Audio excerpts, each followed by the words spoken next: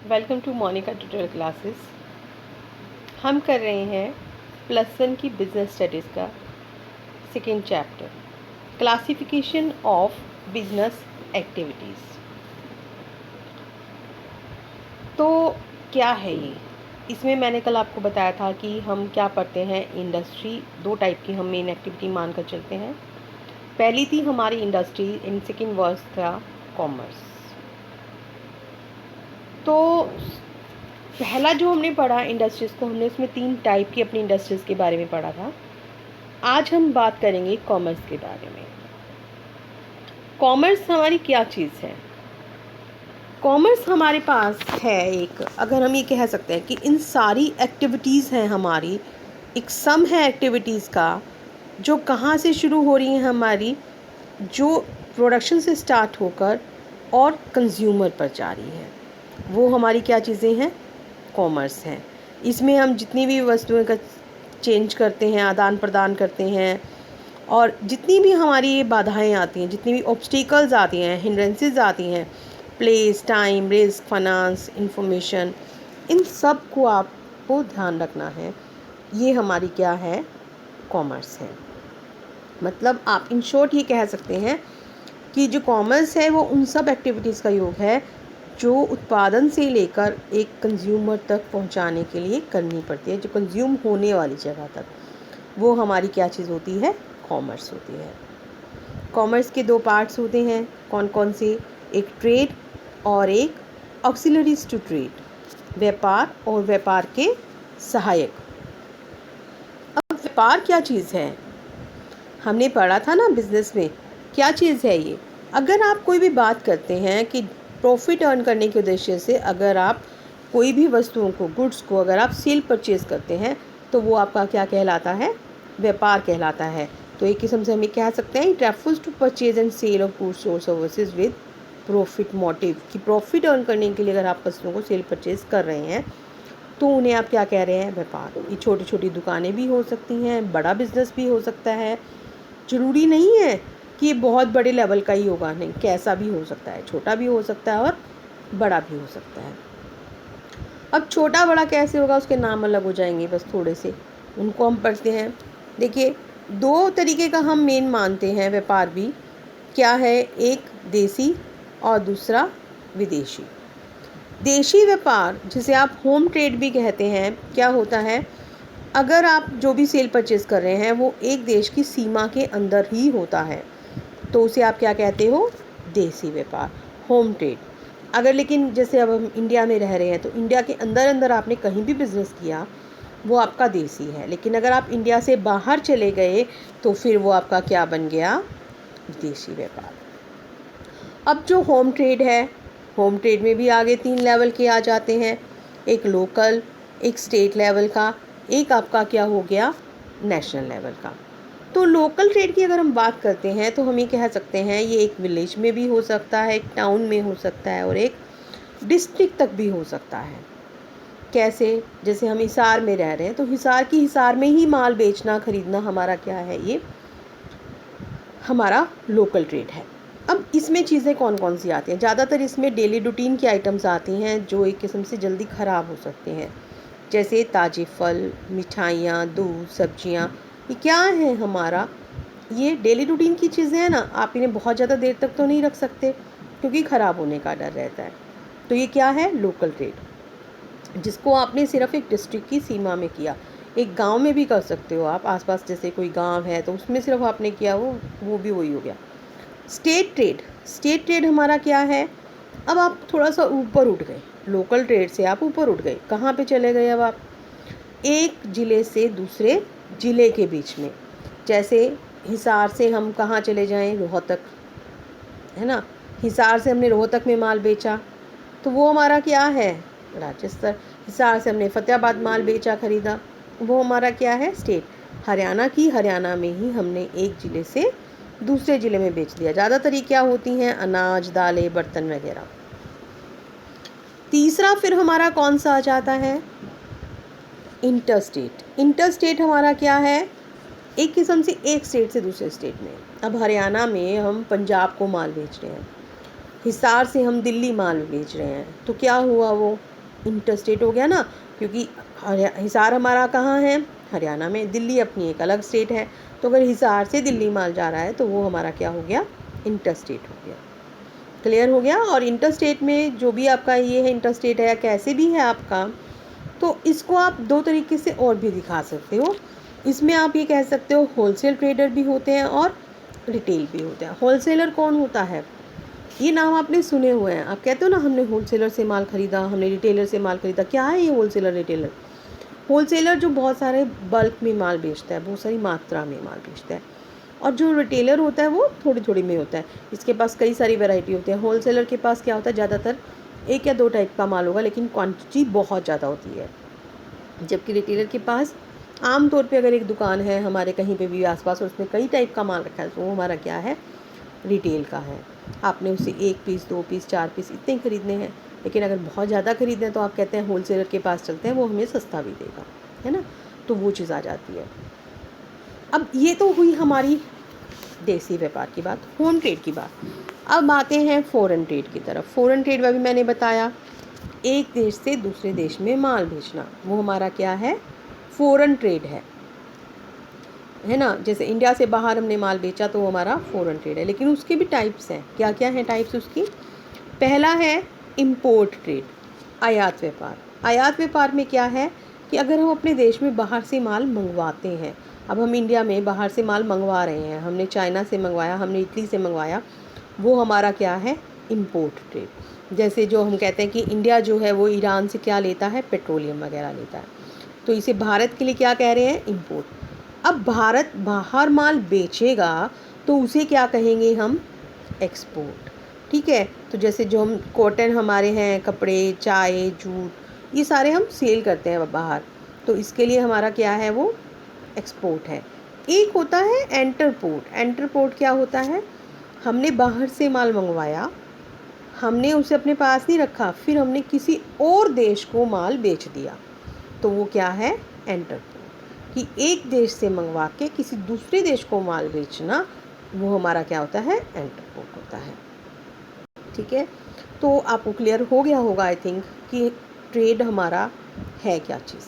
सिर्फ हमने वस्तुओं का जो भी सेल परचेज़ है वही किया है। अब बात करते हैं ऑक्सिलरीज टू ट्रेड। ये क्या भला है? ये है कि अगर जो आपने कहा कि जहाँ पे प्रोडक्शन हुआ, प्रोडक्शन से कंज्यूमर तक आपने माल भेज रहे हो, तो वहाँ पे बीच में बहुत सारी हिंड्रेंसेस आएंगी ना, उसको दूर करना है। तो वो क्या है, आपके ऑक्सिलरीज टू ट्रेड है।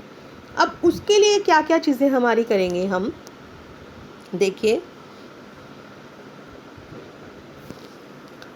यहाँ पे सबसे पहला है मिडल मैन। मिडल मैन हमारा क्या कर रहा है, हम ये कह सकते हैं कि ये हिंड्रेंसेस ऑफ पर्सन्स हैं। कि जो भी, अगर अब देखिए कि हमने माल बनाया और एक कंज्यूमर तक पहुँचाना, तो आप किसी भी अगर प्रोडक्ट का माल यूज़ करते हैं, कोई भी कंपनी का प्रोडक्ट अगर आप यूज़ करते हैं, आपने लॉरियल का यूज़ किया, आपने लैक्मे का यूज़ किया, लक्स का यूज़ किया, तो क्या आप डायरेक्ट कंपनी से ख़रीद के लाते हो एक एक दो दो पीस? नहीं ना। तो क्या होता है, बीच में कुछ लोग होते हैं कि जो होलसेलर और रिटेलर की फॉर्म में आपको मिलते हैं, तो वो आपके लिए मिडल मैन का काम कर रहे हैं। ठीक है। तो ये आपका एक बन जाता है। तो ये आपसे जो व्यापार में आने वाली आपकी कठिनाई है, उसको आप मिडल मैन की हेल्प से दूर कर सकते हो। दूसरी आती है प्लेस। प्लेस की बात आपको हो जाती है। अब कहाँ पे माल बना, कहाँ कहाँ पे आपको भेजना है, हर छोटे ज़िले में, हर छोटे कस्बे में, हर छोटे गांव में, तो क्या कंपनी हर जगह जाके माल बनाएगी? नहीं ना। उसे क्या करना पड़ेगा, काम माल तो वो एक ही जगह बनाएगी, लोगों के पास जाएगा, कैसे जाएगा, थ्रू ट्रांसपोर्टेशन। और पता कैसे चलेगा, कम्युनिकेशन के थ्रू। तो उपभोक्ता जगह जगह फैले हुए हैं, उन सबको दूर कौन कर रहा है, ट्रांसपोर्ट एंड कम्युनिकेशन। तीसरा अब आपका क्या आ जाता है, वेयर हाउसिंग। ये किस चीज़ को दूर कर रहा है, आपका टाइम की बाधा को। टाइम, आपने जब माल बनाया तो क्या आपका लगे हाथ सेल हो जाता है? नहीं, उसमें टाइम लगता है ना। अब बाहर पड़ा रहेगा तो ख़राब हो जाएगा। तो उसके लिए क्या किया जाता है, गोडाउंस में माल लगा दिया जाता है, जहाँ पे सेफ्टी से उसमें अगर कोई दवाई की ज़रूरत है तो वो भी छिड़क दी जाती है, ताकि किसी को कोई दिक्कत ना आए। तो वो आपका एक जो टाइम गैप रहता है, उसके लिए वेयर हाउसिंग जो है वो अच्छा वो है। फिर आता है इंश्योरेंस। ये किस चीज़ को दूर करता है? आपका रिस्क को। कौन सा रिस्क इसने दूर किया कि जब आप एक जगह से दूसरी जगह माल लेकर जा रहे हो तो माल की चोरी भी हो सकती है, आग भी लग सकती है, कोई और भी हो सकता है, तो वहाँ आप कवर किस चीज़ से कर रहे हो? उसको इंश्योरेंस से। अब आपके पास पैसे की समस्या है तो आप बैंकिंग से उसको दूर कर रहे हो, है ना। तो अब कहते हैं ना कि हम एक किस्म से जो पैसा है ना वो बिज़नेस में बहुत ज़रूरी है। और अगर हम ये कहें कि जैसे एक इंसान के लिए अगर आप चलते फिरते आपकी रीढ़ की हड्डी कमर में होती है ना, होनी ज़रूरी होती है और सही होनी ज़रूरी होती है, तो ऐसे ही हमारा जो है ये पैसा भी होता है। तो इसके लिए आप क्या कर सकते हो? आपको पैसा मिल सकता है, बैंक आपको उधार भी दे सकते हैं या किसी और से आप उधार ले सकते हो। तो यहाँ पे आपका जो वित्त की बाधा है वो किसने दूर कर दी? फाइनेंस की जो ऑब्स्टेकल है वो बैंक ने दूर कर दी। अब लोगों तक कैसे पता चलेगा कि कैसे किसको क्या पता है क्या नहीं पता? घर बैठे थोड़ी ना आपको पता चलेगा कि कहाँ से कोई माल और बना रहा है, कौन सी कंपनी किस रेट पे माल दे रही है। आपको उसके लिए एडवर्टाइजमेंट दिखाए जाते हैं, टीवी पे आप देखते हैं, न्यूज़पेपर में आप देखते हैं, आप मार्केट जाते हैं, बड़े बड़े बोर्ड्स लगे होते हैं, तो उनके थ्रू आपको बताया जाता है। ये क्या चीज़ें हैं? सब एडवर्टाइजिंग है। आपको बताती है कौन सी चीज़ अवेलेबल है, इसमें हमारे क्या फैसिलिटीज़ हैं, कितने रेट में आपको मिलेगी, है ना। तो ये सारी की सारी आपकी इसको दूर कर देती हैं। तो ये आपकी जो सारी की सारी ऑब्स्टेकल्स हैं वो किस कोई भी व्यक्ति की समस्या है, प्लेस की है, टाइम की है, रिस्क की है, फाइनेंस की है और इन्फॉर्मेशन की है। तो ये सारे हमारे क्या हैं? ऑक्सिलरीज टू ट्रेड हैं, जो ये सारी बाधाओं को दूर कर देते हैं। आई होप आपको समझ में आ गया होगा इंडस्ट्री क्या है, कॉमर्स क्या है, ट्रेड क्या है, ऑक्सिलरीज टू ट्रेड है क्या। और इस चैप्टर का जो लास्ट टॉपिक है अब हम वो करेंगे, दैट इज़ वेरी इंपॉर्टेंट। क्या चीज़ है ये? हमारी डिफ्रेंशिएट करना, difference between industry, commerce and trade. अगर आपको समझ में आ गया ना तो आप खुद भी लिख सकते हो, आपको लर्न करने की भी ज़रूरत नहीं होती है। क्या क्या चीज़ें हैं इसमें? इंडस्ट्री अब हमारी क्या है? हम यहाँ पे प्रोडक्शन करते हैं, है ना। यहाँ पे कॉमर्स में हम क्या कर रहे हैं? उसको डिस्ट्रीब्यूशन कर रहे हैं, क्योंकि लेकर जा रहे हैं हम कंज्यूमर तक। ट्रेड में हम क्या कर रहे हैं? सेल परचेज़ कर रहे हैं। जब माल बनाते हैं तो उसमें बहुत ज़्यादा पैसे की ज़रूरत होती है, वर्किंग कैपिटल और फिक्स कैपिटल। अब ये वर्किंग कैपिटल और फिक्स कैपिटल हमारी क्या चीज़ है? कैपिटल जो हम अपना पैसा बिजनेस में लगाते हैं, कुछ पैसा हमें थोड़े से रूटीन के कामों के लिए चाहिए, जो लंबे समय तक हम कैश में कन्वर्ट कर नहीं सकते, वो हमारी क्या होती है? फिक्स कैपिटल होती है। जो एक बार आपकी लग गई, आप बड़ी बड़ी प्रॉपर्टीज़ हैं उनको नहीं बेच सकते ना, मशीनरी आए दिन थोड़ा ना बेचोगे आप, तो वो आपकी कौन सी है? फिक्स कैपिटल होती है। तो बड़ी बड़ी जो इंडस्ट्रीज़ होती हैं वहाँ पे आपको काफ़ी मात्रा में वर्किंग कैपिटल की भी ज़रूरत है और फिक्स कैपिटल की भी ज़रूरत है। लेकिन जो कॉमर्स होता है वहाँ पे आपको फिक्स की कम और वर्किंग की ज़्यादा ज़रूरत होती है, क्योंकि आपने चीज़ें बेचनी हैं, बना के आपने बनानी थोड़ी ना है, ठीक है। और ट्रेड में आपको क्या होता है कि फ़िक्स तो आपको कम चाहिए ही चाहिए, लेकिन वर्किंग भी डिपेंड करता है कि आपकी बिज़नेस की नेचर कैसी है, बड़ा है, छोटा है, कैश में सेल करते हो, किस तरीके से आप करते हो, है ना। तीसरा आती है बात एरिया की। इंडस्ट्री जो है अब उसमें 3 तरीके के हैं ना हमारे, प्राइमरी, सेकेंडरी और टर्टियरी, जिसे आप सर्विस भी बोलते हैं। कॉमर्स में कौन कौन सी चीज़ें इंक्लूड हैं? एक ट्रेड और एक ऑक्सिलरीज टू ट्रेड। और बिजनेस में जो ट्रेड है उसमें आपके कौन से हैं? Home trade and foreign trade, एक किस्म से इनके टाइप्स हो गए। इंडस्ट्री में अब आप क्या करते हो? कौन सी यूटिलिटी आपकी क्रिएट होती है? फॉर्म यूटिलिटी, क्योंकि आप कच्चा माल लेते हो, उससे कोई चीज़ बना लेते हो तो शक्ल ही चेंज हो जाती है उसकी, तो वहाँ पे क्या है? हमारी रूप उपयोगिता। कॉमर्स क्या है? वो आपकी एक जगह से दूसरी जगह सामान पहुँचा रही है, टाइम कम आपका लिया जा रहा है, तो वहाँ पे आपकी कौन सी हो गई? प्लेस एंड टाइम यूटिलिटी हो रही है, ठीक है। और इसके साथ साथ पोजीशन यूटिलिटी को भी, क्योंकि स्वामित्व जो है वो एक से दूसरे तक जा रहा है। और ट्रेड आपका क्या है? इसमें तो पोजीशन यूटिलिटी ही है, क्योंकि सेल परचेज के थ्रू पहले एक ओनर था, अब दूसरा हो जाएगा। रिस्क किस में रहेगा? सबसे ज़्यादा इंडस्ट्री में, इन्होंने सबसे ज़्यादा पैसा लगाया है ना, माल बिकता है नहीं बिकता है, तो ये तो इनकी वो रह गई, तो रिस्क सबसे ज़्यादा इनको हो गया। कॉमर्स में क्या होगा, कॉमर्स में जो है इंडस्ट्री की से अगर इंडस्ट्री के कंपैरेटिवली देख लें तो थोड़ा कम होगा, और ट्रेड में तो इन दोनों के कंपैरेटिवली ही कम होगा। आपने बना बनाया माल बेचना है ना, तो आपको जितना जितना बिकेगा आप उतना उतना माल लेके आओगे, तो आप इतना ज़्यादा स्टॉक थोड़ी ना करोगे, तो आपका रिस्क भी कम हो जाएगा। अब अगर हम बात करते हैं एक दूसरे की डिपेंडेंस पे, तो आपको यहाँ पे क्या करना है, जो भी आपका कॉमर्स है और ट्रेड है, दोनों ही किस पे डिपेंड करते हैं, इंडस्ट्री पे। ठीक है, कॉमर्स किस पे डिपेंड करती है, कॉमर्स ट्रेड पे, क्योंकि ट्रेड के बिना तो कुछ है ही नहीं, ट्रेड तो इसका एक मेन पार्ट है ना।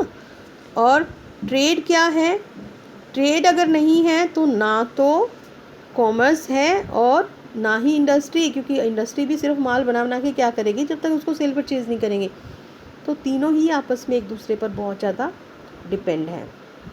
तो ये इस चैप्टर का बहुत इम्पॉर्टेंट पार्ट है, ये आपको आना भी चाहिए अच्छे से। ठीक है, अगर आपको समझ में आ रहा है, अच्छा लग रहा है, तो मेरा चैनल लाइक करिए और इसे सब्सक्राइब करना ना भूलिए।